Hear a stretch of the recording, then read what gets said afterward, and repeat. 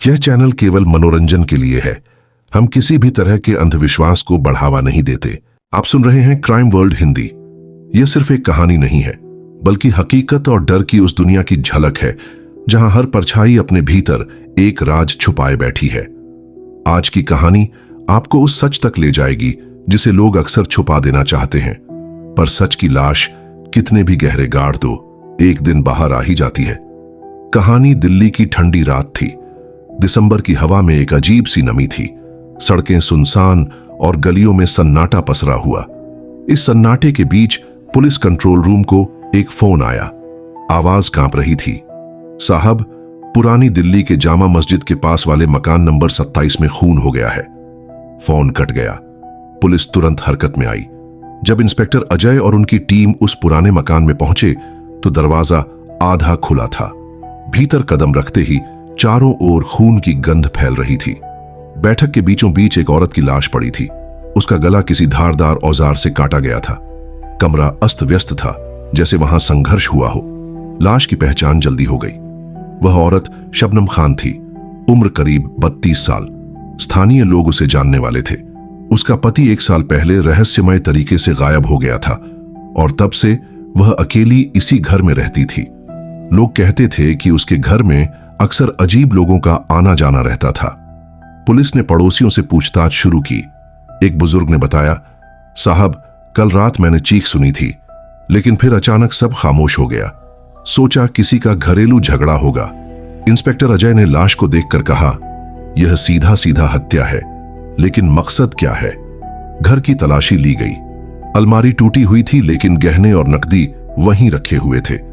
चोरी का मामला नहीं था। फिर हत्यारे ने यह क्यों किया?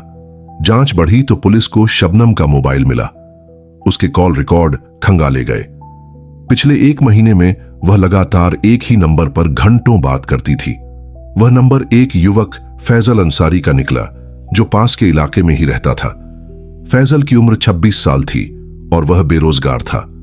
जब पुलिस ने उसे पकड़कर पूछताछ की तो उसने पहले सब कुछ नकार दिया, परंतु उसके कपड़ों पर खून के धब्बे मिल गए। दबाव बढ़ा तो फैजल टूट गया। उसने कबूल किया कि वह शबनम से प्रेम करता था। दोनों का रिश्ता पिछले 6 महीने से चल रहा था, लेकिन शबनम अब उससे दूरी बनाने लगी थी। उसी रात दोनों में झगड़ा हुआ और गुस्से में उसने चाकू से शबनम का गला काट दिया। यह स्वीकारोक्ति पुलिस के लिए केस बंद करने जैसा था, लेकिन इंस्पेक्टर अजय को कुछ और ही शक था। उन्होंने पूछा, अगर यह सिर्फ प्रेम का मामला था तो कमरे में इतना संघर्ष क्यों हुआ और तुम्हारे मोबाइल में एक और नंबर क्यों बार बार सेव है? फैजल ने कहा, वो बस मेरा दोस्त है। लेकिन अजय ने उस नंबर को ट्रेस किया। वह नंबर रिहान का था, एक स्थानीय अपराधी जो स्मगलिंग और ब्लैकमेल के लिए जाना जाता था। जब पुलिस ने रिहान को पकड़ा तो मामला और गहरा हो गया। रिहान ने कहा, मैंने फैजल को भड़काया था। शबनम मेरी भी जान पहचान की थी। वह हमारे कुछ राज जानती थी। अगर उसने सब कुछ पुलिस को बता दिया होता तो हम सब फंस जाते, इसलिए मैंने फैजल के जरिए उससे पीछा छुड़ाया।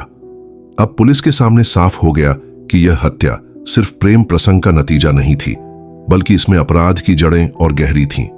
शबनम वाकई कुछ बड़ा राज जानती थी, लेकिन वह राज क्या था, यह अब भी रहस्य बना हुआ था। घर की तलाशी दोबारा की गई। शबनम की अलमारी के गुप्त खाने से कुछ पुराने दस्तावेज और पेन ड्राइव मिली। उसमें कई नाम, पैसों के लेन देन और अवैध धंधों की जानकारी दर्ज थी। यह पूरा नेटवर्क इलाके में चल रहे एक बड़े गिरोह की तरफ इशारा कर रहा था। इंस्पेक्टर अजय ने समझ लिया कि यह मामला अब बहुत बड़ा हो चुका है। शबनम उस गिरोह का सच उजागर करना चाहती थी और इसी वजह से उसकी हत्या हुई। लेकिन यह नेटवर्क कितना फैला हुआ है और इसके पीछे असली मास्टरमाइंड कौन है, यह राज अब भी बाकी था। सड़क पर रात गहराती जा रही थी। जामा मस्जिद की गलियों में फिर वही सन्नाटा था, लेकिन इंस्पेक्टर अजय जान चुके थे कि यह सन्नाटा आने वाले तूफान की आहट है और उस तूफान में न जाने कितनी जिंदगियां बह जाने वाली थीं। शबनम की अलमारी से मिले दस्तावेज और पेन ड्राइव अब इस केस की असली चाबी बन चुके थे। इंस्पेक्टर अजय ने उन्हें फॉरेंसिक टीम को सौंप दिया। जब पेन ड्राइव का डाटा सामने आया तो टीम के सभी लोग हैरान रह गए। उसमें न सिर्फ पैसों के लेन देन का हिसाब था, बल्कि कई प्रभावशाली लोगों के नाम दर्ज थे। कुछ स्थानीय नेता, कुछ पुलिस वाले और कुछ बिजनेसमैन। अजय ने महसूस किया कि यह हत्या एक साधारण वारदात नहीं थी, बल्कि एक ऐसे नेटवर्क का हिस्सा थी जिसकी जड़ें बहुत गहरी थीं। उन्होंने पेन ड्राइव से जुड़े एक नाम पर गौर किया, वकील समीर मलिक। वह शहर का नामी क्रिमिनल लॉयर था, जिसकी पहचान ही अपराधियों को बचाने की थी। अजय ने सबसे पहले फैजल को फिर से रिमांड पर लिया। उसे पूछा गया, क्या तुझे पता था कि शबनम इन सब की जानकारी इकट्ठा कर रही थी? फैजल ने सिर झुका लिया और बोला, नहीं साहब, मुझे तो बस यही पता था कि वह मुझसे दूर जा रही थी। मैंने गुस्से में सब कर दिया। रिहान ने भी मुझे उकसाया, लेकिन ये पेन ड्राइव, इसके बारे में मुझे कुछ नहीं मालूम। फैजल की आंखों में सच्चाई झलक रही थी, पर रिहान के चेहरे पर अलग ही घबराहट थी। अजय ने उसे टेबल पर पटकते हुए कहा, सच बता, वरना तुझे भी उसी हाल में पहुंचा दूंगा जैसे शबनम पहुंची। रिहान पसीने पसीने हो गया और बोला, साहब, असली खेल तो वकील समीर का है। वह पूरे नेटवर्क को चलाता है। शबनम को सबूत मिल गए थे। उसने मुझसे कहा था कि अगर मैंने उसे मदद नहीं की तो वह सब उजागर कर देगी। मैंने ये बात समीर को बता दी। फिर समीर ने ही इशारा किया कि शबनम को चुप कराना होगा। यह सुनकर अजय का खून खौल गया, लेकिन वह जानता था कि समीर जैसा चालाक आदमी आसानी से नहीं फंसने वाला। उसे पकड़ने के लिए ठोस सबूत चाहिए था। इसी बीच फॉरेंसिक रिपोर्ट आई। उसमें साफ लिखा था कि पेन ड्राइव की फाइलें असली थीं, लेकिन उनमें से कुछ डाटा एनक्रिप्टेड था। उसे खोलने के लिए पासवर्ड चाहिए था। अजय ने शबनम के घर की ओर तलाशी ली। बेड के नीचे से उसे एक छोटी डायरी मिली। डायरी के पिछले पन्नों पर कुछ अजीब से अंक और अक्षर लिखे थे। शक हुआ कि यही पासवर्ड हो सकता है। जब आईटी टीम ने उन अंकों और अक्षरों को आजमाया तो एनक्रिप्टेड फाइलें खुल गईं और वहां पर समीर मलिक के ईमेल्स, बैंक ट्रांजैक्शन और ब्लैकमेलिंग के सबूत थे। अजय ने तुरंत पूरी रिपोर्ट तैयार कराई, लेकिन मामला सीधा नहीं था। समीर के राजनीतिक और आपराधिक संबंध इतने गहरे थे कि बिना योजना के उसे पकड़ना नामुमकिन था। अजय ने सोचा कि वह पहले छोटे मोटे गुर्गों को पकड़कर उनके जरिए बड़े लोगों तक पहुंचे।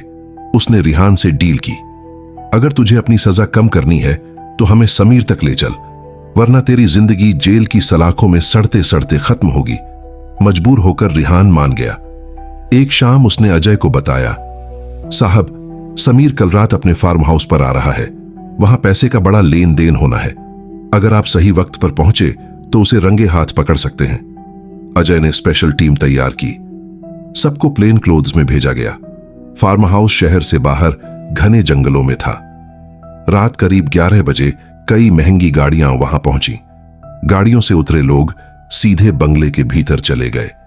अजय और उनकी टीम ने दूर से सब पर नजर रखी। थोड़ी देर बाद समीर मलिक खुद आया। उसके साथ 4 हथियारबंद बॉडीगार्ड थे। कमरे के भीतर जैसे ही पैसों का ब्रीफकेस टेबल पर रखा गया, अजय ने इशारा किया। अचानक पूरे बंगले में पुलिस का धावा बोला गया। गोलियों की आवाज गूंज उठी। अजय ने खुद समीर को पकड़ लिया, लेकिन उसके गुर्गों ने जबरदस्त मुकाबला किया। करीब आधे घंटे की मुठभेड़ के बाद समीर मलिक पुलिस के कब्जे में था। उसके पास से मिले दस्तावेज और लैपटॉप में वही सारे सबूत थे जो शबनम ने अपनी जान देकर बचाए थे। लेकिन कहानी यहीं खत्म नहीं हुई। समीर को कोर्ट ले जाया गया तो उसके वकील और राजनीतिक साथियों ने हर हथकंडा अपनाया।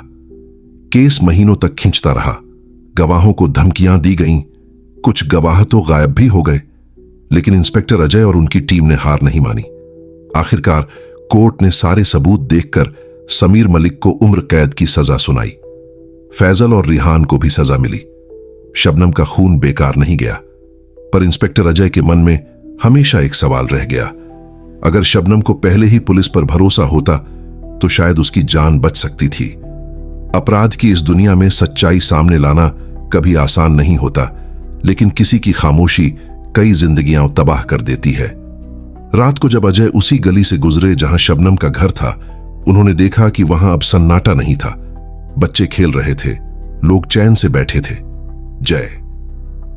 कोर्ट के फैसले के बाद अखबारों और चैनलों पर सुर्खियां छा गईं। नामवर वकील समीर मलिक उम्र कैद की सजा पाए। जनता ने राहत की सांस ली, लेकिन पुलिस विभाग के भीतर हलचल बढ़ गई थी। वजह यह थी कि समीर के नेटवर्क से कई पुलिस अधिकारियों के नाम भी जुड़े थे। इंस्पेक्टर अजय को ऊपर से साफ आदेश मिले कि जांच यहीं बंद करो, पर अजय जानता था कि अगर अब वह रुक गया तो शबनम की मौत व्यर्थ हो जाएगी। उसने चुपचाप सबूतों की कॉपियां अपने पास रख ली। इसी दौरान फैजल, जो जेल में बंद था, ने अजय को एक चिट्ठी भेजी। उसमें लिखा था, साहब, मैंने गलती की, लेकिन असली खेल मैंने अब समझा है। समीर तो बस मोहरा था, इसके पीछे एक और नाम है, विक्रम सिंह। वह बिजनेसमैन है, लेकिन असल में ड्रग और हथियारों का कारोबार करता है। शबनम के पास उसके भी सबूत थे।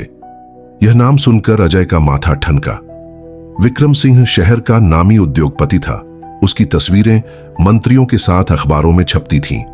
वह खुलेआम समाज सेवी के रूप में पहचान रखता था। लेकिन अगर फैजल की बात सच थी तो असली शेर अभी पिंजरे से बाहर था। अजय ने गुप्त रूप से विक्रम की जांच शुरू की। उसके बैंक ट्रांजैक्शनों में कई संदिग्ध खाते मिले जो विदेशी कंपनियों से जुड़े थे, लेकिन सबूत अधूरे थे। तभी अजय को सूचना मिली कि विक्रम सिंह अगले हफ्ते दुबई जाने वाला है। अगर वह बाहर निकल गया तो पकड़ना नामुमकिन हो जाएगा। अजय ने फैसला किया कि अब सीधा वार करना होगा। उसने एनआईए और सीबीआई को गुप्त जानकारी दी। एक स्पेशल ऑपरेशन तैयार हुआ, लेकिन ऑपरेशन से ठीक एक रात पहले अजय को धमकी भरा कॉल आया। इंस्पेक्टर साहब, शेर की गुफा में घुसोगे तो जिंदा नहीं लौटोगे। अपनी फाइलें बंद करो, वरना तुम्हारा अंजाम शबनम से भी बुरा होगा। अजय ने फोन काट दिया, लेकिन उसकी आंखों में दृढ़ता और बढ़ गई। ऑपरेशन वाली रात एयरपोर्ट पर पूरा प्लान तैयार था।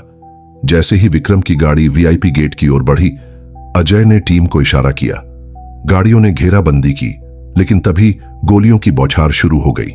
विक्रम के बॉडीगार्ड मशीन गन से फायरिंग करने लगे। एयरपोर्ट का माहौल अफरातफरी में बदल गया। अजय ने खुद विक्रम को निशाना बनाया। कुछ ही देर में विक्रम की गाड़ी पंचर हुई और वह पकड़ा गया। उसकी जेब से नकली पासपोर्ट और एक हार्ड डिस्क मिली।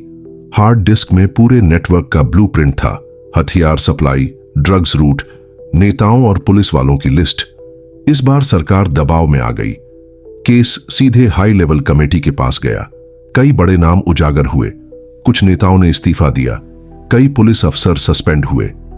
शहर ने पहली बार देखा कि अपराध की इतनी बड़ी जड़ें काटी जा सकती हैं। शबनम का नाम अदालत में गूंजा। उसने अपनी जान देकर इस नेटवर्क का पर्दाफाश किया।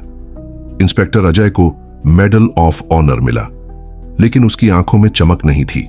मीडिया ने पूछा, सर, आप जीत गए, कैसा लग रहा है? अजय ने सिर्फ इतना कहा, यह जीत नहीं है, यह शुरुआत है। अपराध की दुनिया हमेशा नई शक्ल लेकर लौटती है। क्राइम वर्ल्ड हिंदी की कहानियां अभी खत्म नहीं हुई।